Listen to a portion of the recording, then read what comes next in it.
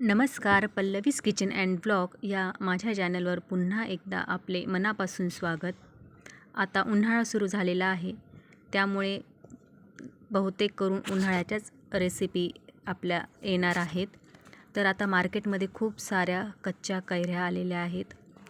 तर त्या कच्च्या कैऱ्यांपासून आज मी कैरींचा मुरंबा किंवा साखरांबा बनवणार आहे.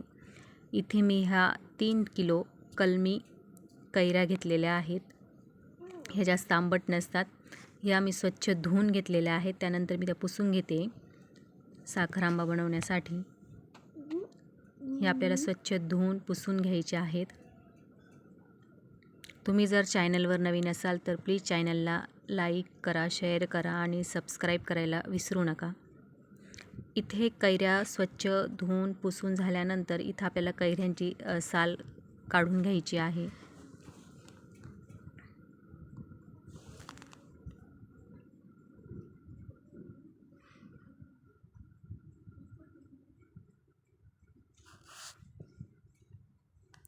इथे हा कैरींचा मुरंबा आपल्याला वर्षभर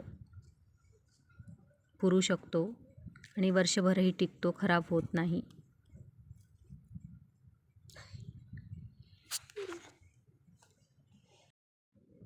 खूप छान आंबट गोड असा हा आपला कैरींचा मुरंबा लागतो.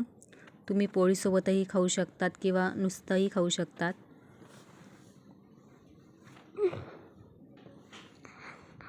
याच पद्धतीने अगोदर इथं आपल्याला सर्व कैरींची साल काढून घ्यायची आहे. व्हिडिओ शेवटपर्यंत नक्की बघा, जेणेकरून तुम्हाला पूर्ण रेसिपी कळेल.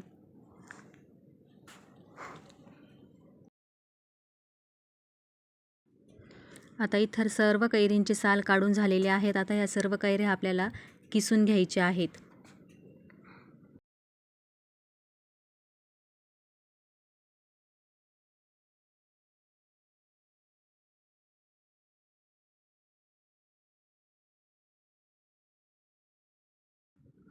इथे तुम्ही बघू शकतात सर्व कैऱ्या मी किसून घेतलेल्या आहेत. त्यानंतर आपल्याला किस किती भरतो ते मोजून घ्यायचं आहे. त्यानुसार आपल्याला साखर त्यात घालायची आहे. आपला जेवढा किस असेल तेवढीच साखर आपल्याला त्यात घालायची आहे, म्हणजे आपला मुरंबा बरोबर परफेक्ट होतो. इथे मी अगोदर किस किती भरतो ते मोजून घेते. तुम्ही एखादी वाटी घ्या किंवा काही घ्या, तुमच्या याच्यानुसार तुम्ही मोजून घेऊ शकतात. तुम्ही किती मुरंबा करतात त्यावर अवलंबून आहे.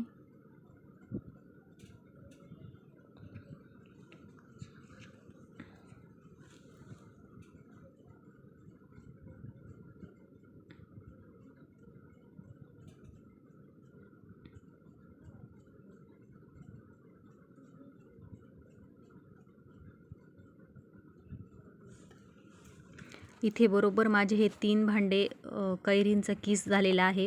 तर मी त्यासाठी तेवढीच साखर इथं घेणार आहे. बघू शकतात बरोबर हे 3 भांडे भरलेले आहेत. आता त्यासाठी आपल्याला तेवढीच साखर घ्यायची आहे. तुम्ही कुठलंही पातेलं वगैरे यूज करू शकतात.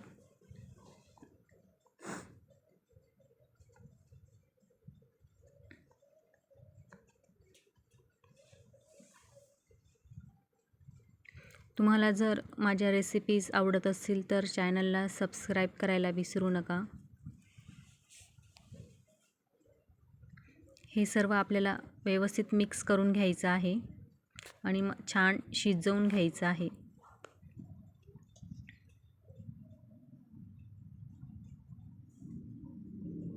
अगोदर छान मिक्स करून घेऊया.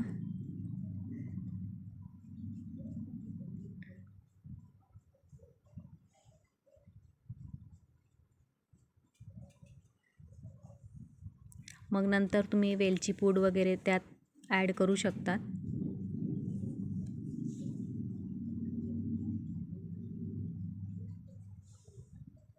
इथे बघू शकता तुम्ही मी छान इथं मिक्स करून घेतलेला आहे साखर आणि कैरींचा किस. आता हे आपण छान शिजवून घेऊया. हे मी थोडा वेळ झाकून ठेवलेलं होतं. छान मिक्स झालेलं आहे. साखरेलाही छान पाणी सुटलेलं आहे. हे थोडा वेळ मी तसंच राहू दिलेलं होतं.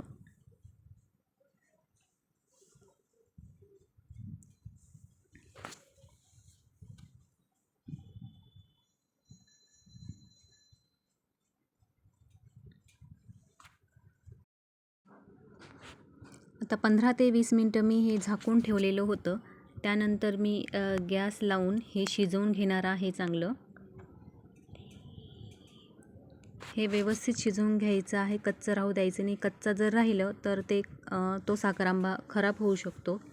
त्यामुळे त्याचा कलर चेंज होईपर्यंत व्यवस्थित आपल्याला शिजवून घ्यायचं आहे, जेणेकरून ते वर्षभर टिकेल. आणि सारखं हे अधूनमधून आपल्याला मिक्स करत राहायचं आहे, जेणेकरून ते खाली बुडाला लागणार नाही.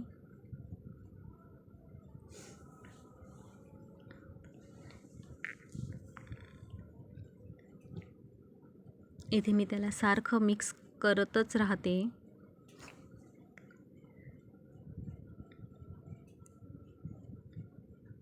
इथे तुम्ही बघू शकता चांगली उकळी आलेली आहे साखर आंब्याला आणि थोडा कलरही बदललेला आहे. छान शिजतोय.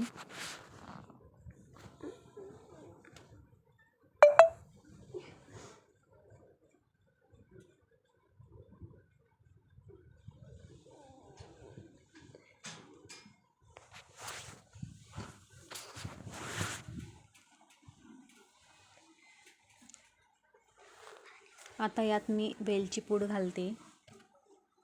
वेलची पूड घातल्यानंतरही छान मिक्स करून घ्यायचं आहे आणि अजून थोडा वेळ त्याला शिजू देणार आहे.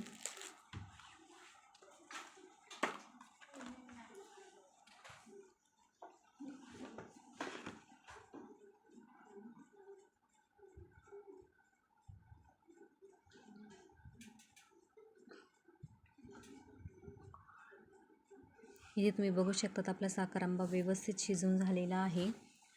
आता तो थोडासा तुम्हाला पातळ वाटत असेल, पण नंतर तो आपोआप घट्ट होत जातो. आता एक दिवस पूर्ण मी हा पातेल्यातच राहू देणार आहे, म्हणजे बरणीत भरणार नाही आहे. दुसऱ्या दिवशी आपल्याला हे पूर्ण थंड झाल्यानंतर बरणीत धुवायचं आहे. बरणी हे आपल्याला स्वच्छ धुवून कडक उन्हात वाळवून घ्यायची आहे, जेणेकरून आपला मुरंबा खराब होणार नाही. स्वच्छ कोरडं बरणीत आपल्याला भरायचं आहे. इथे दुसऱ्या दिवशी बघू शकतात तुम्ही, काल थोडा पातळ होता, आज मस्त असा घट्टसर झालेला आहे. तर आज मी याला बरणीत भरणार आहे. इथे तुम्ही बघू शकता आपला साखर आंबा बनून तयार झालेला आहे. ही रेसिपी तुम्हाला कशी वाटली हे कमेंटमध्ये सांगायला विसरू नका आणि आपल्या चॅनलला जास्तीत जास्त सबस्क्राईब करा. व्हिडिओ आवडल्यास लाईक करा, शेअर करा आणि सबस्क्राईब करा. पुन्हा भेटू अशा छानशा रेसिपीसोबत. तोपर्यंत धन्यवाद.